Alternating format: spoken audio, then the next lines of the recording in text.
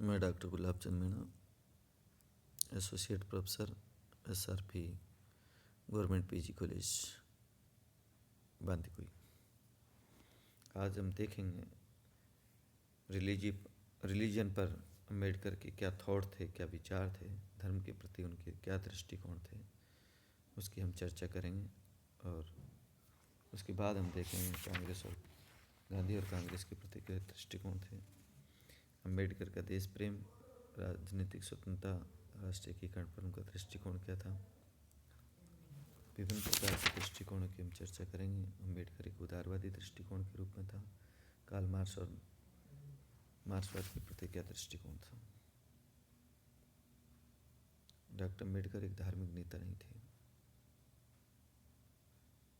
वो दलितों के प्रति समर्पित और सामाजिक राजनीतिक नेता थे जिनका लक्ष्य था दलितों द्वारा। और लेकिन उस बात को जानते थे, धर्म का जीवन पर और विशेषतः भारतीय व्यक्तियों के जीवन पर भारी प्रभाव है। धर्म का दलितों द्वारा के साधन के रूप में उपयोग किया। डॉक्टर अम्बेडकर का विचार है कि धर्म व्यक्ति के लिए है, व्यक्ति धर्म के लिए नहीं। और जो कोई धर्म मनुष्य के बीच भेदभाव की स्थिति को अपनाता है, अपने अनुयायियों को एक वर्ग और दूसरे वर्ग के अधीन रहने के लिए प्रेरित और बाध्य करता है, वह धर्म नहीं वर्ण मानवता का अपमान है। उन्होंने समझा कि हिंदू समाज का एक वर्ग हिंदू समाज के दूसरे वर्ग के प्रति जिस प्रकार के अन्याय भावना को अपना रहा है, उससे हिंदू धर्म की भूमिका है, और इस बात से उसके मन मस्तिष्क में हिंदू धर्म के तीखी विरोध भावनाओं को जन्म दिया। डॉक्टर अम्बेडकर का कहना था कि जब तक अछूत हिंदुओं के साथ बने रहेंगे, उनमें उत्तम जीवन के लिए आशा, प्रेरणा और उत्साह नहीं हो सकता। वो मानव मात्र के प्रति समानता के संदेशवाहक धर्म की खोज में थे, और इस दृष्टि से ईसाई धर्म, इस्लाम, सिख धर्म भी उन्हें अपूर्ण प्रतीत हुई। विगत में दलित वर्ग के जिन व्यक्तियों ने ईसाई धर्म, सिख धर्म, इस्लाम धर्म को ग्रहण किया, वो अपने नए धर्म में भी समानता की स्थिति को प्राप्त नहीं कर सके। इस वैचारिक पृष्ठभूमि में वो बौद्ध धर्म की ओर आकर्षित हुए और बौद्ध धर्म की विशेषताओं से मुग्ध हुए। अब बौद्ध धर्म क्या विशेषताएं थी, उनका विचार हम करेंगे। पहला दृष्टिकोण था, बौद्ध धर्म नैतिकता पर आधारित है। नैतिकता ही उसका भगवान है। और अम्बेडकर कहा करते थे, डॉक्टर BR अम्बेडकर कहा करते थे कि समाज में नैतिकता की भावना सुदृढ़ रूप से विद्यमान होनी चाहिए। यदि ऐसी स्थिति नहीं है तो समाज छिन्न भिन्न हो जाए। द्वितीय थी, हिंदू धर्म के सामाजिक दर्शन में असमानता है, जबकि बौद्ध धर्म में समानता है।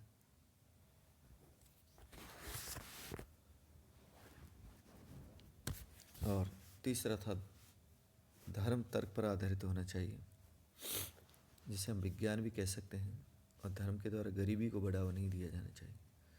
धर्म के नैतिक कानूनों में स्वतंत्रता, समानता और भाईचारे की स्थिति होनी चाहिए। उन्होंने अनुभव किया कि बौद्ध धर्म में ऐसी स्थिति है। हिंदू धर्म के प्रति आक्रोश भावना, धर्म परिवर्तन के विचार डॉक्टर अम्बेडकर ने लगभग 1930 में अपना लिया था, और 1950 से कुछ पहले ही उन्हें बौद्ध धर्म के प्रति झुकाव हो गया था। 29 मई 1950 को डॉक्टर अम्बेडकर ने यंग मैंस बुद्धिस्ट एसोसिएशन के कोलंबो सम्मेलन में भाग लिया, और दिसंबर 1954 के प्रारंभ में अम्बेडकर ने बौद्धों की तीसरी विश्व सभा में सम्मिलित होने के लिए रंगून पहुंचा। उन्होंने कहा कि बर्मा और श्रीलंका के बौद्ध लोगों को चाहिए कि वो एक दूसरे देशों में बौद्ध धर्म के प्रचार और प्रसार के लिए धन व्यय करें। अंत में 14 अक्टूबर 1956 को अपने 5 लाख समर्थकों के साथ उन्होंने बौद्ध धर्म ग्रहण कर लिया। डॉक्टर वर्मा के शब्दों में बौद्ध धर्म में मार्क्सवाद का एक नैतिक और सहिष्णु विकल्प खोजा, और उनके अनुयायी ने गर्व के साथ 20वीं सदी का बौद्धिज्म कहा। हिंदू धर्म के प्रति विरोध भावना और बौद्ध धर्म ग्रहण न कर लेने पर अम्बेडकर ने का दृष्टिकोण मूलतः धर्मनिरपेक्ष ही बना रहा। डॉक्टर अम्बेडकर ने धर्म परिवर्तन के कार्य दलितों के लिए समानता की स्थिति और एक अलग पहचान प्राप्त करने के लिए किया, मुक्ति या अन्य किसी धार्मिक लक्ष्यों को प्राप्त करने के लिए नहीं।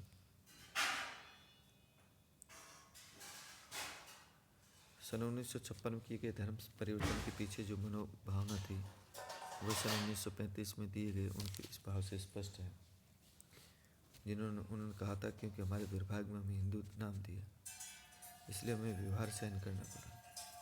किसी धार्मिक विश्वास से जुड़े हुए होते तो कोई हमारे प्रति ऐसा व्यवहार करने का साहस नहीं करता। कोई भी ऐसा धर्म चुन लीजिए जो आपको व्यवहार और प्रतिष्ठा की समानता प्रदान करता है। मेरा दुर्भाग्य है कि मैंने अस्पष्ट के लांछन के साथ साथ जन्म लिया। ये मेरा दोष नहीं है, लेकिन मैं हिंदू के रूप में मरूंगा क्योंकि ये मेरी शक्ति है। डॉक्टर अम्बेडकर की दृष्टि में धर्म एक साधन मात्र है और अपने आप में कोई लक्ष्य नहीं है। डॉक्टर अम्बेडकर ने एक से अधिक अवसरों पर इस बात पर बल दिया कि दलित वर्गों को आध्यात्मिकता की अपेक्षा भौतिक पदार्थ प्रदान करने के लिए अधिक प्रयत्नशील होना चाहिए। उनका लक्ष्य होना चाहिए आर्थिक, शैक्षणिक, राजनीतिक क्षेत्र में उन्नति। डॉक्टर अम्बेडकर द्वारा बौद्ध धर्म ग्रहण किए जाने का औचित्य विवादास्पद है। बौद्ध धर्म और बुद्धिवादी विचारधारा आंशिक रूप से क्रांतिकारी, आंशिक रूप से अनुदारवादी है। बौद्ध धर्म जाति व्यवस्था के उन्मूलन हेतु किन्हीं दीर्घकालीन और क्रांतिकारी उपायों को उल्लेख नहीं किया गया। डॉक्टर अम्बेडकर ने बौद्ध धर्म को जिस रूप में व्याख्या की उसे बौद्ध भिक्षु सहमत नहीं थे। पुस्तक भगवान बुद्ध और उसका धर्म जब प्रकाश में आई तो बौद्ध भिक्षुओं ने उसकी आलोचना की, उसे खतरनाक पुस्तक बताया। भिक्षुओं ने उनकी पुस्तक को घृणा और क्रूरता का पोषक बताया। किए गए धर्म परिवर्तन की आलोचना करते हुए भी कहा कि बौद्ध धर्म को राजनीतिक उद्देश्य की पूर्ति के लिए अपनाया गया, आध्यात्मिक विकास के लिए नहीं। अब देखें गांधी और कांग्रेस के प्रति क्या दृष्टिकोण था। डॉक्टर अम्बेडकर ने दलितों द्वार के लिए समर्पित थे। उनके सार्वजनिक जीवन में प्रवेश के पूर्व से महात्मा गांधी दलितों द्वार की दिशा में कार्य कर रहे थे। वांछित स्थिति यह थी कि डॉक्टर अम्बेडकर दलित वर्ग की दिशा में गांधी जी के साथ सहयोग करते हुए उनके कार्य को आगे बढ़ाते, लेकिन व्यवहार में गांधी अम्बेडकर के बीच न केवल दूरियां वरन कुछ सीमा तक कटता की स्थिति विद्यमान रही। सवर्णों द्वारा प्रारंभ किए गए दलितों द्वारा आंदोलन पर डॉक्टर अम्बेडकर को विश्वास नहीं था और अम्बेडकर की दृष्टि में गांधी के प्रयत्न भी इसी श्रेणी में थे। दलितों द्वार के प्रसंग गांधी अम्बेडकर के बीच मूल मतभेद भी थे। प्रथम, गांधी हिंदू समाज विद्वान ऊंच नीच की भावनाओं समाप्त करना और दलितों की स्थिति में सुधार करना चाहते थे, लेकिन वो वर्ण व्यवस्था को बनाए रखना चाहते। ये विचार था कि वर्ण व्यवस्था का आधार जन्म ही होना चाहिए, कर्म नहीं। गांधी कहना था कि वर्ण व्यवस्था एक वैज्ञानिक व्यवस्था है और वंशानुक्रम नियम एक शाश्वत नियम है। मनुष्यों द्वारा अपना प्रत्येक कार्य छोड़ देने पर भारी व्यवस्था फैल जाएगी। अम्बेडकर वर्ण व्यवस्था को दलितों की अमानवीय स्थिति ये मूल कारण मानते थे। जब तक वर्ण व्यवस्था जाति व्यवस्था का अंत नहीं होता तब तक दलितों की स्थिति में सुधार संभव नहीं। दूसरा दृष्टिकोण था, गांधी जी हिंदू समाज के आंगिक ढांचे को भंग नहीं करना चाहते थे। इस कारण उनके द्वारा अस्पृश्यों के लिए अन्य हिंदुओं से पृथक प्रतिनिधित्व का सदैव पूरी शक्ति के साथ विरोध किया गया। सन 1932 के मैकडॉनल्ड पंचायत में जब अस्पृश्यों को सवर्ण हिंदुओं से पृथक प्रतिनिधित्व प्रदान किया गया तो उन्होंने आमरण अनशन का मार्ग अपनाकर पुनः समझौते के रूप में मैकडॉनल्ड पंचायत को संशोधित करवाया। डॉक्टर अम्बेडकर ने अपने सार्वजनिक जीवन के लगभग सभी प्रारंभ से अस्पृश्यों के लिए सवर्ण हिंदुओं से पृथक प्रतिनिधित्व की स्थिति को प्राप्त करने के लिए प्रयत्नशील है। पुनः समझौते पर परिस्थितियों के दबाव के कारण हस्ताक्षर किए।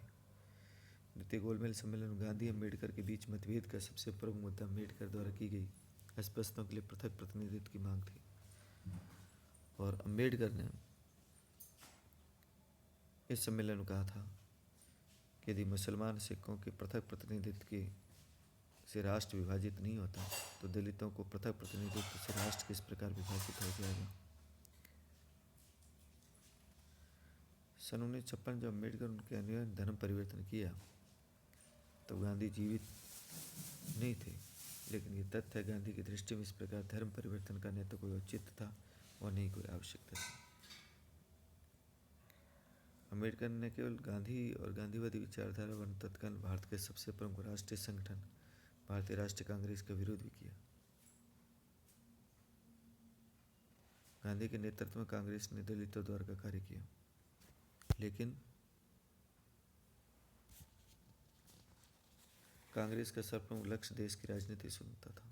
अम्बेडकर देश की राजनीतिक स्वतंत्रता के पक्षधर थे, लेकिन उसकी दृष्टि से दलितों की नागरिक, सामाजिक, आर्थिक स्वतंत्रता और समानता के कार्य देश की राजनीतिक स्वतंत्रता की तुलना में अधिक महत्वपूर्ण था। उन्होंने कांग्रेस को सदैव ऐसा मध्यम वर्गीय संगठन कहा। दलितों के हित में किसी सहारभूत कार्य की आशा नहीं की जानी चाहिए। डॉक्टर अम्बेडकर के शब्दों में कांग्रेस शोषक और शोषितों की जमात है। ये जमात राजनीतिक स्वतंत्रता प्राप्त करने के लिए ठीक हो सकती, लेकिन समाज का नवीनीकरण करने के लिए तनिक भी ठीक नहीं।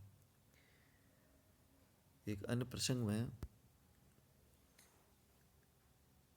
उन्होंने कहा था, कांग्रेस मध्यम वर्गीय हिंदुओं का एक संगठन है जिसकी आर्थिक सहायता पूंजीपति हिंदू करता है। उनका कार्य भारत को स्वतंत्रता कराना नहीं, अंग्रेजों से शासन की बागडोर अपने हाथों में लेना। वो देखें डॉक्टर अम्बेडकर का देश प्रेम और राजनीतिक स्वतंत्रता और राष्ट्रीय एकीकरण पर उनका क्या दृष्टिकोण था। डॉक्टर भीमराव अम्बेडकर ने अपने सार्वजनिक जीवन में महात्मा गांधी और कांग्रेस के विरोध किया और कुछ अवसरों पर उन्होंने इस विरोध में कटुता भी थी, लेकिन इस आधार पर देश प्रेम और राजनीतिक स्वतंत्रता के प्रति उनकी निष्ठा पर संदेह करने का कोई औचित्य नहीं है। डॉक्टर अम्बेडकर प्रारंभ से देश की राजनीतिक स्वतंत्रता के समर्थक थे। उनका मूल मनोभाव सदैव बना रहा था। सन 1916 में डॉक्टर अम्बेडकर ने अमित अर्थशास्त्री परीक्षा के लिए शोध प्रबंध कोलंबिया विश्वविद्यालय में प्रस्तुत किया और वह 8 वर्ष पश्चात शीर्षक से प्रकाशित हुआ। भीमराव ने शोध प्रबंध में 2 सिद्धांत प्रतिपादित किए। प्रत्येक देश में सामाजिक शोषण व अन्याय व्याप्त है और इसका अर्थ ये नहीं है कि देश की राजनीतिक शक्ति प्राप्त न हो। फरवरी 1942 में मुंबई विधानसभा की बहस में बोलते हुए डॉक्टर अम्बेडकर ने कहा कि मेरा झगड़ा कुछ मामलों पर सवर्ण हिंदुओं से है। मैं शपथ लेता हूँ कि मैं अपने देश की रक्षा के लिए अपना जीवन न्यौछावर कर दूंगा।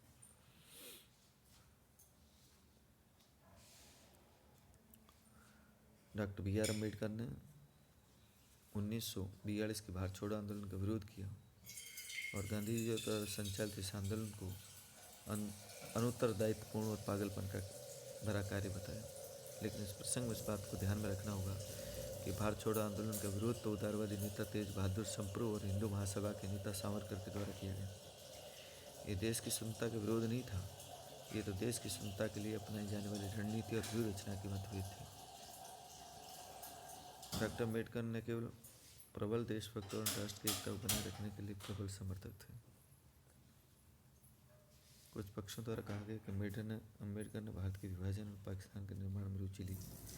वस्तुतः अम्बेडकर के संबंध में इस प्रकार के विचार को अपनाने कोई आधार नहीं है। देश के विभाजन के संबंध में अम्बेडकर का विचार वही था जिसे कुछ महीनों बाद नेहरू और पटेल ने अपनाया था। और विचार ये था कि यदि भारत की राजनीतिक समस्या का अन्य कोई विकल्प नहीं है तो हमें पाकिस्तान स्वीकार करना ही होगा। प्रारंभ से देश के विभाजन के विरोधी अम्बेडकर ने उनका विचार था कोई विभाजन नहीं और मुस्लिम लीग अंत और हिंदुओं और मुसलमानों की एक सम्मिलित पार्टी की स्थापना हिंदू राज की भूत को दफनाने की एकमात्र प्रभावदायक मार्ग है। लेकिन अंत में निष्कर्ष पर पहुंचे कि जहाँ तक मेरा संबंध है, महत्वपूर्ण प्रश्न केवल ये है कि क्या मुसलमान पाकिस्तान लेने के लिए दृढ़ निश्चयी है। यह पाकिस्तान उनके लिए एक नारा और बदलती हुई मनोस्थिति है कि पाकिस्तान उनकी स्थायी आकांक्षाओं का प्रतिनिधित्व करता है। इस प्रश्न पर मतभेद हो सकते हैं।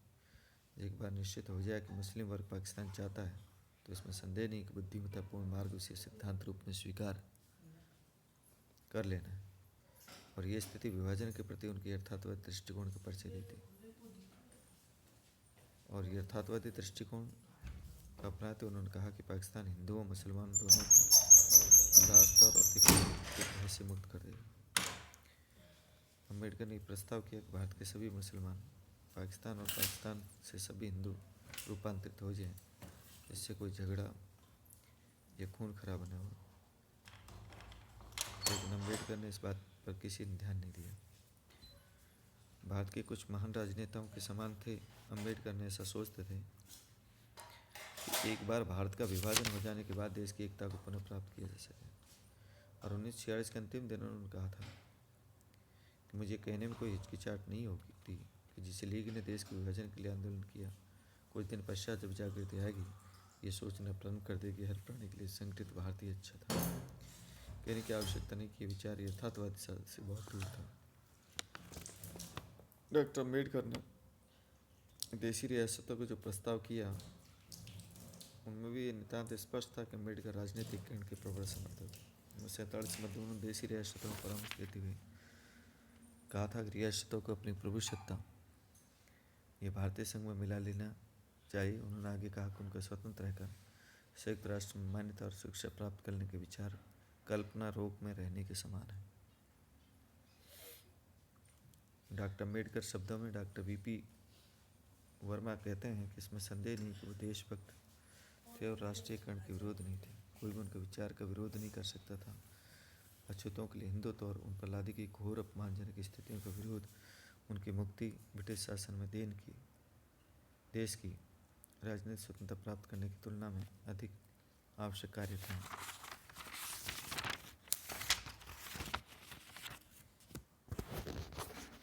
थैंक्स।